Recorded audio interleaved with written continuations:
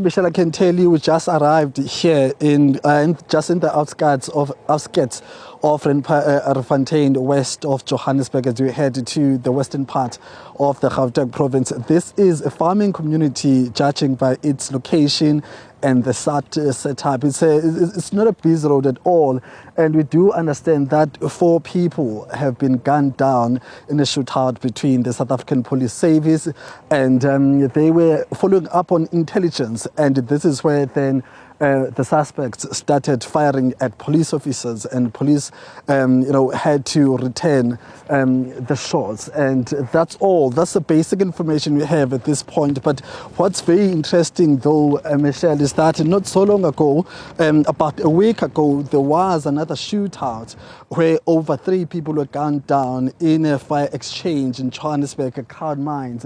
And in that particular incident, there were 5 suspects, and those who died were over 3.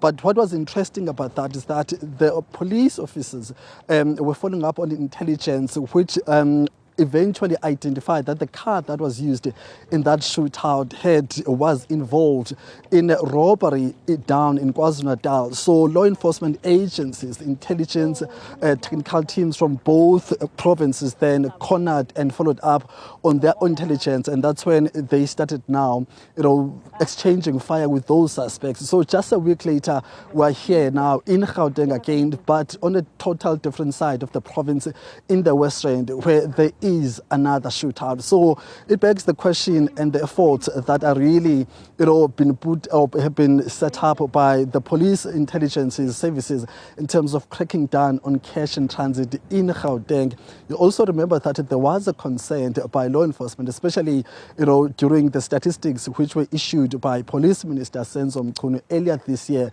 where he said there were some headways which were made by government in terms of cracking down on cash in transit, but we're not sure then whether this particular case is related to any cash in transit, operation that was about to happen or that had happened. We are not clear yet, but we do know that indeed there is that issue. We do see the spokesperson of the South African Police Service in Gauteng, Ntate Masondo, who's going to give us more details now. He arrived here just under an hour ago. He went straight to the scene to gather basic facts. So hoping that when he gets to us here, he'll be able to share some light in terms of what is it that he saw on the scene and what update can he give us, as soon as he gets to us here. So that's the thing. And we have not seen any pathology forensic services coming through. And there was a private security official who did confirm to us that, 4 people are currently lying down there, and of course he could not give us any more interview because he is not authorized, and this is the person who can give us just a quick he's saying that you just give him a minute. He's on a call. We just see right now an ambulance arriving is going to passing through us as soon as possible. So he's saying that Mr. Mason is advising that we can get closer to the scene. So we're going to just unplug our camera as we make our way there. Here's an ambulance that is about to pass us here. So we're going to get through to that. We just apologize to the viewers for the instability of the shots as we're about just to unplug. As we are trying to unplug our thing. So we are going to be moving towards the scene. Now, we're not sure what we are going to find there. This is the spokesperson and our media colleagues making their way to the scene. But as I said, we are in an agricultural environment. That's where you will find more people. So we are just also going to try to be sensitive to the visuals we are seeing there, because the scene is very, very raw, it's very fresh. As I said, there are no forensic pathology vehicles on scene, but also in terms of the numbers of police officers, they're still few. There are those 2 journalists that you see just before us. They work for a local newspaper. They confirmed to us that this incident took place just an hour ago. They were the first to be on the scene. So this is the situation that we're really trying to find ourselves in. Krugersdorp is not in Johannesburg. It's on the outskirts of Gauteng. But, one wonders then whether police, how long the police had been following up on their intelligence. But the statement, that very brief statement, police were giving us, they made mention of the fact that they were operationalizing an intelligence-driven project, which led to this now. So this is an ambulance that is trying to get to the scene, and we must really be very careful. We just need to pause here, as we see there that there's still those raw visuals there, and even the area is not taped yet. So this is where things are. So we're going to just pause here and just try to set up a shot here. Just going to be very careful there not to show those visuals, as we are also trying to allow the ambulance to pass through. So this is the situation. I'm just going to grab some of my colleagues here who are very familiar with this area, just to speak to us off camera. My sister, can you give us a background of this area? What kind of area is it? I see it's a farming community. So I'm not sure if I'm allowed to speak because I am a journalist. Yeah, but just a lay of the land. Yes, so we heard that it was basically a shooting. We're not sure, we haven't gotten any confirmation of what happened as of yet. But we know that we can see one body, and there is heavy police presence, and yeah, that's all we know at this moment. But how often do such incidents happen here in the West Rand? As someone who works on the ground, how prevalent are the crime, especially such crimes such as this one? Yes, so we work in the Randfontein area only. And we know that a few weeks ago there was a story related to a kingpin that kidnapped a Lenasia businessman. So it's not quite common, but it does happen in small towns. All right. Yes. All right. Let's wait for the police. Thank you very much, my sister. Thank you so much. Thank you. We do see now the spokesperson of the. All right. Deputy General Provincial Commissioner just joined us now. We're going to be zooming in so that he gives us more insights on what has happened here. Dada, can you just give us your brief statement in terms of how things and what you see and what had happened? All right. No, thanks very much. What happened, we received a intelligence report from Crime Intelligence from the Eastern Cape about suspects who are planning a business robbery. They were going to rob a business person who was going to bank some money. And then they linked with us. We tasked and deployed our technical response team, TRT, Amaberet. We also then tasked our anti-gang unit to intercept them so that no crime is committed. And just on the road here, when the police tried to stop them, it's unfortunate you can't get closer to the car. They started shooting at the police. You can see rifle cartridges there. You can see pistol cartridges even at the back seat from inside. And the police had no choice but to defend themselves. And at the end, 4 of them suspects are lying there. They are gone for good deed because they were taking chances. And what is quite interesting, inside it's full of muti.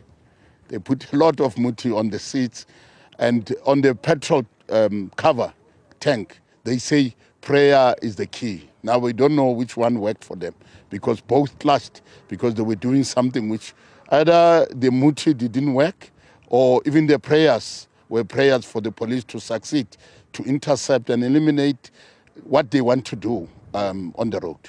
General, could you confirm if they are part of a bigger syndicate? For now, investigation is still on, but what I want to highlight also is that on the vehicle, we found the number plate that is placed on the vehicles. It's a false number plate. The correct number plates, we managed to find them in the boot. We managed to recover also a rifle with a lot of magazines. We managed to cover 2 pistols, For now, we don't know whether there's more arms or any other thing in the vehicles. But it is a criminal group. Obviously, if the information came from our crime intelligence in the Eastern Cape, now we can't rule out that they operate everywhere they think it's good and soft for them. But there is no soft space for criminals in this country. I mean, at what point did the Gauteng law enforcement agencies, catch up with them, and for how long had they been following them, tailing them before they got to this particular point, and how far were they to their actual destination, which I assume is that business that they were targeting? No, this is the route which the targeted business person was going to use, going to the bank.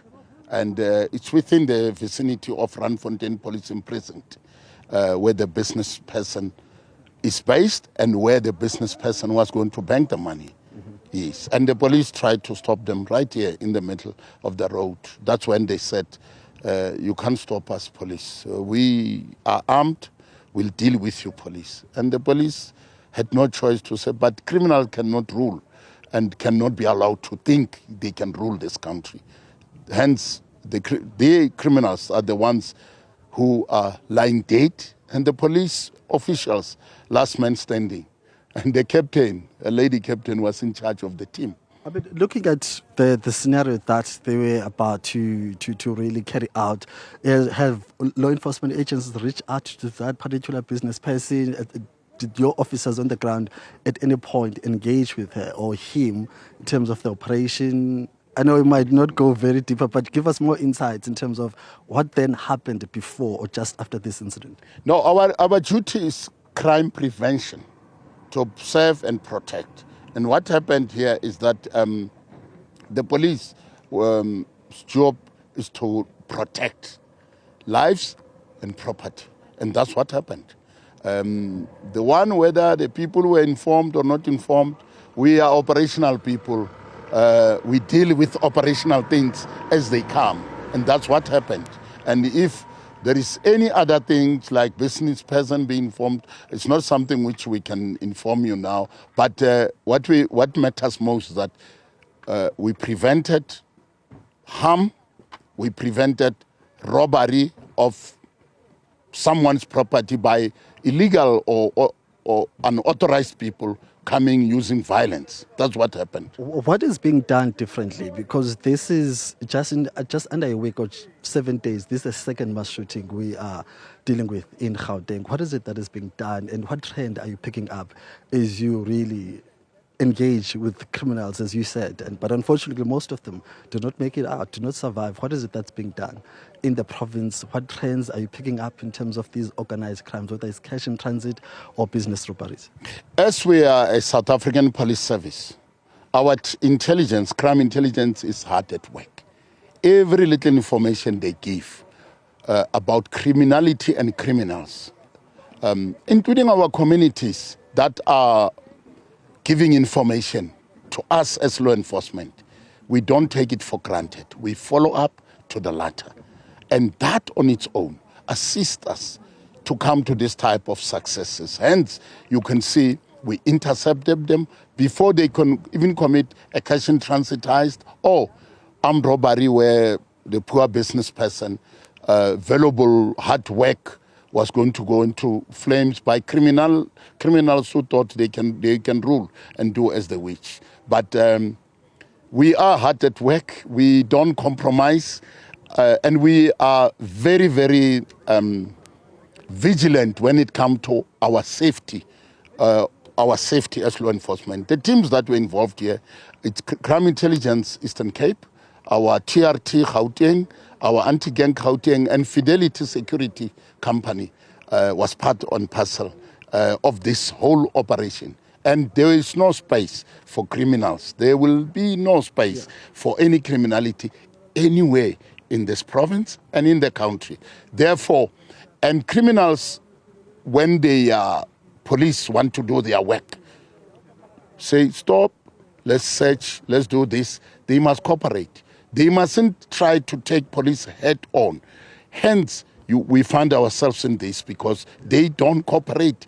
They want to take the police head on, and police, to protect their lives and property, they had to act and act correctly and appropriately. Hence, they didn't succeed in doing what they were doing. One last question, Deputy Commissioner. What do you make about the criticism that have been leveled against the intelligence sector within the South African Police Service? You speak on behalf of Gauteng. How would you describe the state of intelligence in the province, in the fight against crime, be it you're dealing with such incidents such as this one we see here, but also general syndicates operating in the province? How are you dealing with them? Do you have the capacity, whether we're talking about drug cartels that have been also operating in Johannesburg? What's the state of intelligence in Gauteng?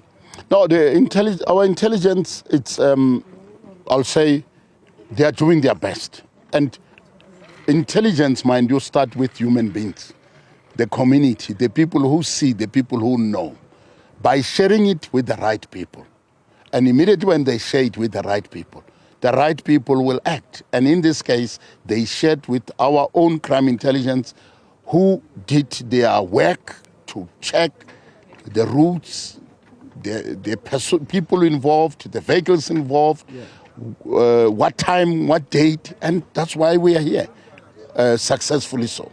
Thank you very much, Deputy Commissioner, for your time. My pleasure. Thank you very much. That's the Deputy Commissioner in Gauteng, Deputy Commissioner Gegana, just giving us more insights in terms of what had happened. And we can confirm that indeed 4 people have died, but this is because of intelligence collaboration efforts between the Gauteng province and the Eastern Cape province. So these are the people who had planned to really, ambush a business person who was about to go to one of the banks to really deposit some of his own monies. But unfortunately, police were able to catch up and try to prevent that. So that is confirmed, and those are the circumstances which have been, reported officially by the South African Police Service. So something different compared to what has been happening in the province of Gauteng, especially in the Johannesburg area, but also commanding the intelligence services of the South African Police Service following those criticisms. If the intelligence system has been making headlines for other reasons. So that's where we are as far as this particular scene is concerned. Michelle, back to you.